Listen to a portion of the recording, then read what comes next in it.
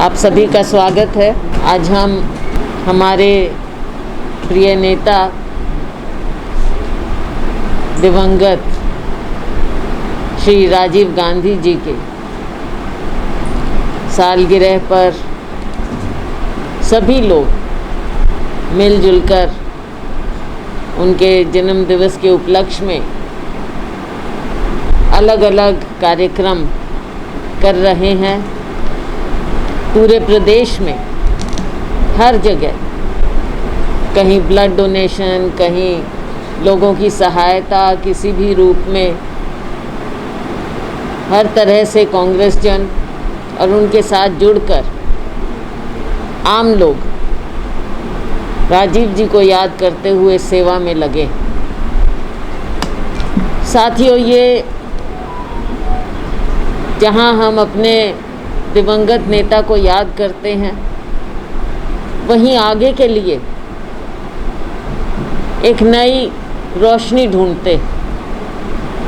जिस प्रकार से राजीव गांधी ने उस समय ऐसे नए कार्यक्रम दिए, याद रखिए केवल 5 साल मिले थे उन्हें, केवल 5 साल प्रधानमंत्री रहे, लेकिन उनकी इतनी दूरगामी बातें, दूरदर्शी सोच, देश को आगे ले जाने की लालसा, युवाओं को, महिलाओं को सशक्त करने की इच्छा, सारी बातें हैं जो उनकी शख्सियत को हमारे देश के इतिहास में एक अलग दर्जा देती। चाहे युवाओं को 18 साल के युवाओं वोट देने का अधिकार रहा हो, चाहे महिलाओं को नीचे से, ज़मीनी स्तर से, ग्रास रूट से सशक्त करने की बात हो, ताकि हर प्लानिंग प्रोसेस में महिलाओं का हिस्सा हो, तरह तरह की बातें थी। आधुनिक युग, नई टेक्नोलॉजी, कंप्यूटर्स, मोबाइल्स, सब की नींव रखने का श्रेय एक शख्स को जाता है, और वो है राजीव गांधी जी। ऐसा नहीं है कि उस समय उनकी बात को नाकारने वाले ना हो।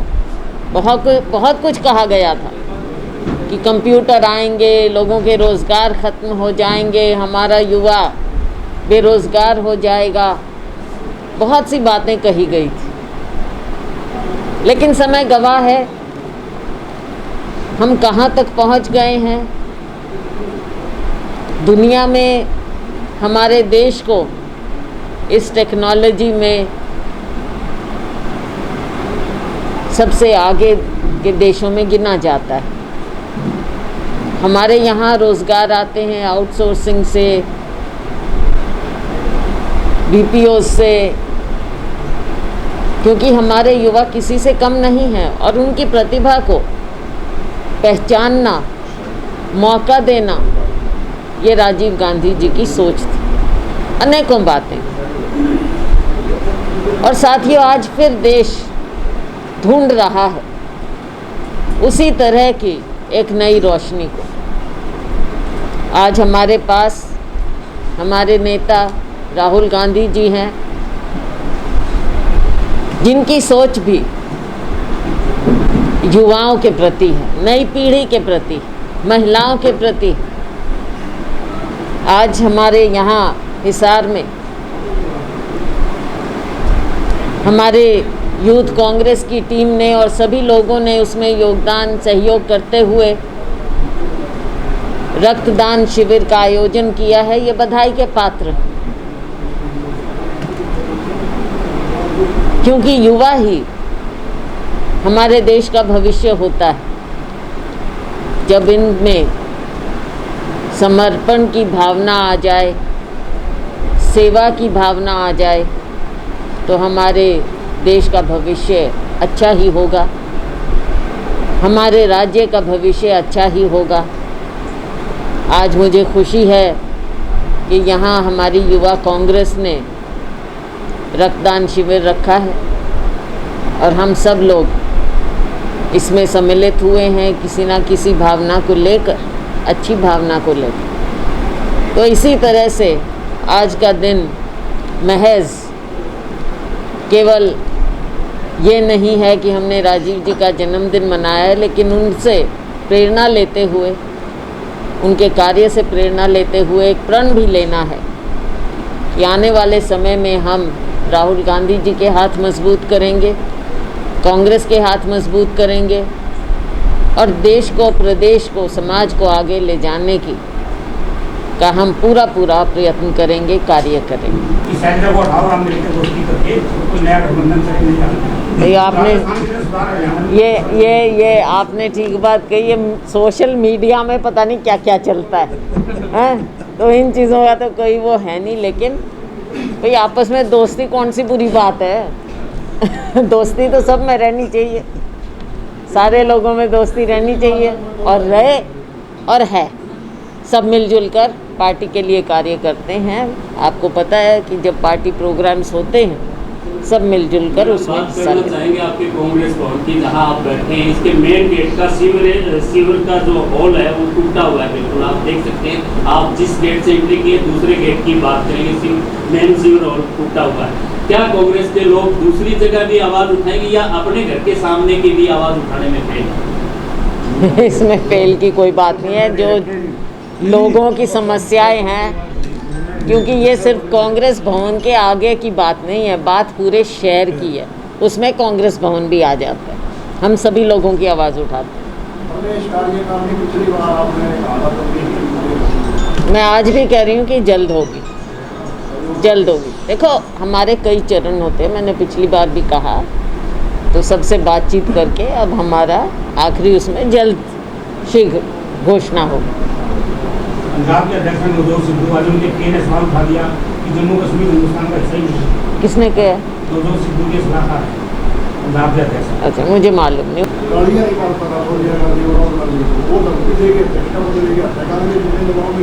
नहीं, कोई धमकी देकर कोई अध्यक्ष पद नहीं लेके गया, कोई नहीं लेके गया। धमकी देके कोई राजनीति नहीं होती है हमारी पार्टी में। जो फैसला होता है हमारी हाई कमांड सभी पहलुओं को देखकर फैसला लेते हैं और जो हाई कमांड का फैसला होता है वो सभी को मान्य होता है। आपने देखा सुना, पंजाब के मुख्यमंत्री का भी यही वक्तव्य था कि जो हाई कमांड का फैसला है वो उन्हें मान्य है। मैडम, सरकार की बहुत सारी कमियां हैं, बीजेपी सरकार की, जैसे कोविड का मिसमैनेजमेंट है, अनएम्प्लॉयमेंट है, उसके अलावा भी कई सारे मुद्दे हैं, लेकिन बावजूद उसके कांग्रेस उतनी मजबूत नहीं दिखती है। आपको नहीं लगता है ऐसा? नहीं, बात ये है कि दोनों अलग अलग बातें हैं। इस सरकार की अनेकों कमियां हैं, खामियां हैं। यहाँ सरकार नाम की कोई चीज़ नहीं, ये सब देख रहे हैं। आज के दिन अनेकों मुद्दे हैं, चाहे ये सब जो आपने कही, चाहे महंगाई की बात हो, बहुत मुद्दे हैं और इन सब मुद्दों को कांग्रेस पार्टी ने समय समय पर लगातार उठाया है, उठाते रहे हैं। बल्कि लोग तो अब ये कहने लगे कि इतना कांग्रेस अब सड़क पर लोगों के मुद्दे उठाती नज़र आती है जितना पहले कभी नहीं हुआ। जो मुद्दा होता है उनको उजागर करने में कांग्रेस पार्टी अग्रणी है और अग्रणी रहेगी। मुद्दे उठाए जा रहे हैं लेकिन उतनी मजबूत नहीं दिखती है पार्टी। लोगों के बीच में जो इमेज है उतनी मजबूत नहीं जा रही है। नहीं, ये आपका ओपिनियन हो सकता है, लेकिन लोग इस बात को मानते हैं कि कांग्रेस पार्टी ही मजबूत विपक्ष भी है और विकल्प भी है। आने वाले समय में कांग्रेस पार्टी विकल्प है और जनता का जो रुझान है कांग्रेस पार्टी की ओर आने वाले समय में वो और ज़्यादा होगा। पार्टी के लोगों से लगातार फीडबैक ले रहे हैं, उनका विचार ले रहे हैं और आने वाले समय में जब फैसला लेना होगा पार्टी फैसला उसी हिसाब से ले। आनंद जी हैं और इनके सभी साथी हैं, युवा साथी राणा जी हैं सभी, और मेन कांग्रेस के लोग तो भाई साथ युवाओं के साथ जुड़ी जाते हैं।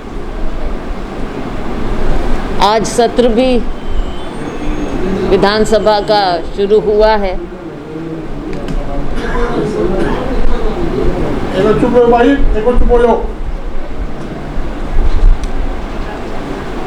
विधानसभा का सत्र शुरू हुआ है आज। सत्र तो क्या है, 2-3 दिन में, लेकिन मुद्दे बहुत हैं हमारे राज्य के, जिनको उठाने का भरसक प्रयास होगा, कांग्रेस पार्टी करेगी। हम मुख्य विपक्षी दल हैं, बहुत से मुद्दे हैं। किसानों की बात ले लीजिए, गरीबों की बात ले लीजिए। नया कार्य इन्होंने शुरू किया है अपने प्रोपेगेंडा के लिए।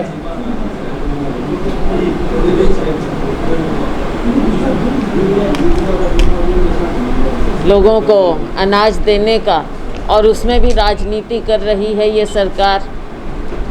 कभी फोटो पर राजनीति, कभी पैकिंग पर राजनीति। अब गरीब आदमी के हाथ में क्या लगेगा? गरीब आदमी की ना सोचकर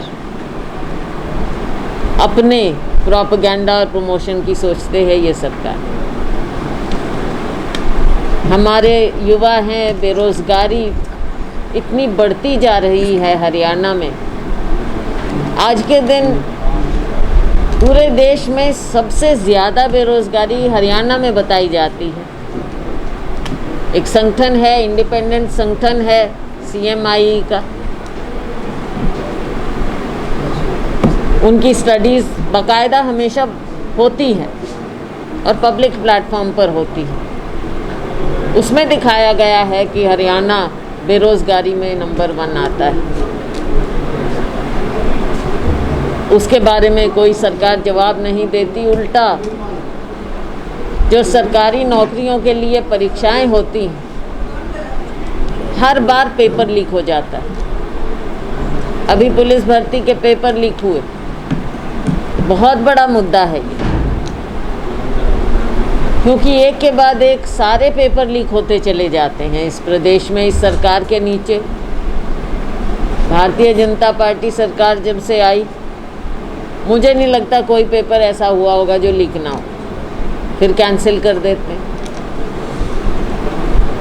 अब ये सरकार प्रदेश के युवाओं को क्या तोहफा दे सकती है? हमने कहा है कि हाई कोर्ट के जज इसकी इंक्वायरी करें, पेपर लीक मामले की। कमीशन को बर्खास्त किया जाए, क्योंकि जब तक वो बर्खास्त नहीं होंगे तो निष्पक्ष जांच कैसे होगी। खुद इनके ही मंत्री, गृह मंत्री चिट्ठी लिखते हैं अपने मुख्यमंत्री को कि CBI जांच हो। तो साथियों, आप इसे अंदाज़ा लगा सकते हो कि हमारे प्रदेश में क्या है, किस तरह की सरकार है। सरकार नाम की कोई चीज़ है भी कि नहीं है। तरह तरह की बातें, तरह तरह के मुद्दे हैं। कोरोना हुआ, हिसार के लोग जानते हैं कि कितनी दिक्कतों का सामना करना पड़ा यहाँ के लोगों को। ना बेड्स मिलते थे, ना ऑक्सीजन मिलता था, कोई सुविधा नहीं मिलती थी लोगों को, आम लोगों को दिक्कत आती थी। ऐसे समय में हमारे कांग्रेस जन पूरी सेवा भाव से ज़मीन पर उतरे और कार्य किया लोगों के लिए। टेम्पररी अगर वो पैसा स्वास्थ्य सेवाओं पर स्थायी रूप से किसी हॉस्पिटल्स में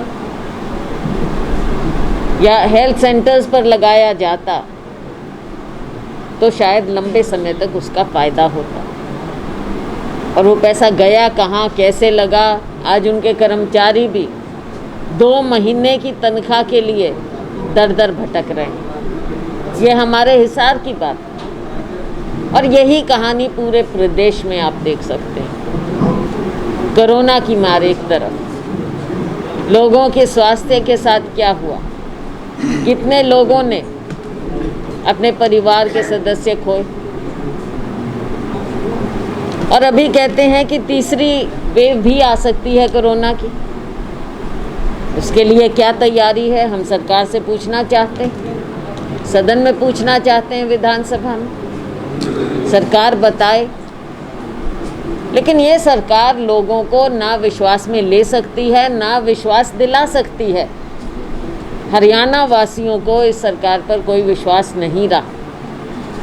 हमारा किसान मजदूर जहाँ देखो आज भी सड़क पर बैठा है, लेकिन ये सरकार उनकी बात सुनने की बजाय, उनको बातचीत के लिए बुलाने की बजाय उल्टा उनके ऊपर लाठियां बरसाती है और केस बना देती। किसानों के साथ, अन्नदाता के साथ ऐसा व्यवहार होता है। आप मुझे बता दीजिए कि आज तक ऐसा हुआ क्या इतिहास में कि जनप्रतिनिधि अपने घर से बाहर नहीं निकल पा रहे हैं। लोगों के रोष का, लोगों के विरोध का सामना करना पड़ता है। कोई कार्य हो नहीं रहे, विकास कार्य ठप है। बारिश थोड़ी सी हो जाती है तो आप देखते हैं कि क्या हाल हो जाता है शहरों का, कस्बों का। चारों ओर कीचड़ ही कीचड़, गंदगी। इन सब बातों के लिए कौन जिम्मेवार? ऐसा लगता है कि सरकार को आम आदमी की, आम नागरिक की जिंदगी से, उसकी समस्याओं से कुछ लेना देना नहीं। अपने आराम से बैठे, घोटाले पर घोटाले हुए जा रहे हैं। घोटाला कैपिटल हो गया है हमारा हरियाणा। कहाँ शासन, सुशासन ऐसे ऐसे शब्द लेकर आते थे, लेकिन जनता के मन में तो एक ही शब्द है, जनता की ज़बान पर एक ही शब्द है, वो है क्या बोलते हैं? कुशासन। कुशासन। तो कुशासन है यहाँ, तो जंगल राज है, कुछ इनके हाथ में नहीं। अब 3 दिन का सदन, 3 दिन में क्या बात होंगी आप सोच सकते हैं। हमारा प्रयास हमेशा यही रहेगा कांग्रेस पार्टी का कि हम लोगों की बात को उठाएं, जन समस्याओं को उठाएं, चाहे सड़क पर हो। और आप देखते हैं कि कांग्रेस जन लगातार, निरंतर लोगों की समस्याएं ज़मीन पर भी उठा रहे हैं और सदन में भी उठाएं।